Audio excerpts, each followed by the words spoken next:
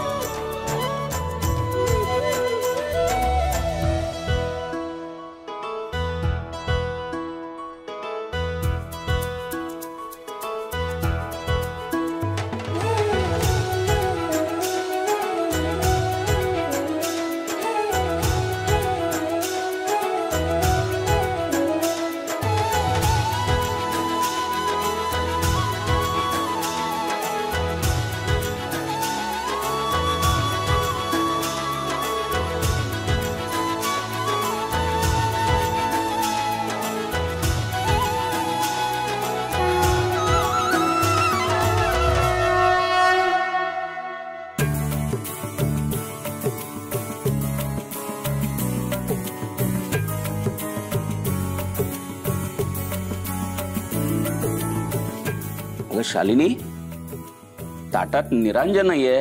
निरंजन हे घ्या। अरे तूप आणि भात घालून आधीच तयार करून ठेवलेलं। बघितलं का गजाननराव, तुमच्या पूजेच्या बाबतीमध्ये तुम्हाला कधी काय लागतं हे अश्विनीला अगदी बरोबर माहिती आहे। तिचं सगळं कसं जिथल्या तिथे असतं, याला म्हणतात संस्कार। या बाबतीत माझ्या मुलीचा ना मला खूप अभिमान आहे। काय हो बाबा, मी वाटलाच पाहिजे। खरंच इतकी ताजी छान फुलं आणली आहेत, मला तर तिचं कौतुकच वाटतंय। खूप दिवसांनी पूजा करताना प्रसन्नता वाटते।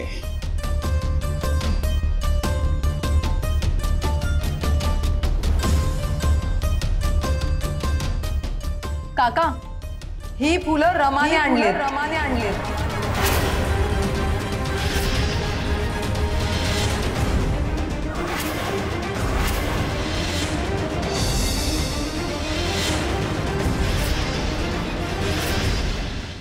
नाही नाही अश्विनी, अगं तू अर्धवट सांगतेस।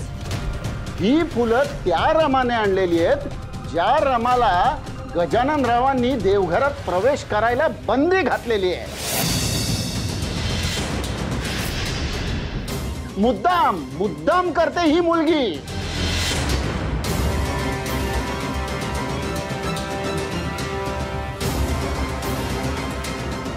गजानना, अरे काय करतोयस तू? हे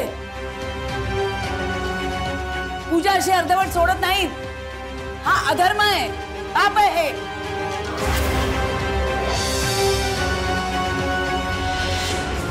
कालपासून या घराला अधर्म नवीन नाहीये। सुरुवात त्या दोघांनी केली, आता शेवट मी करणार आहे।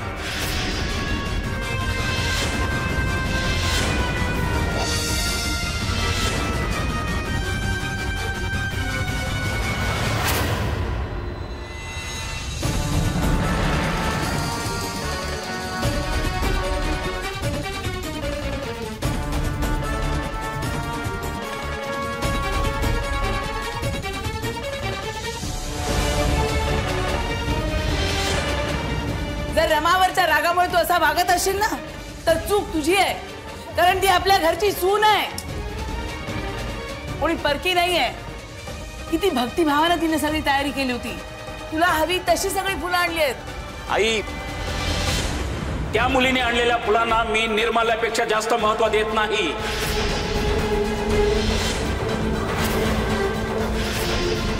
मी असं समजतो की देवाला वाहण्याआधी त्यांचं निर्माल्य झालंय, ती कोमेजलेली आहे। तेव्हा अशी फुलं घरात ठेवायचीच कशाला?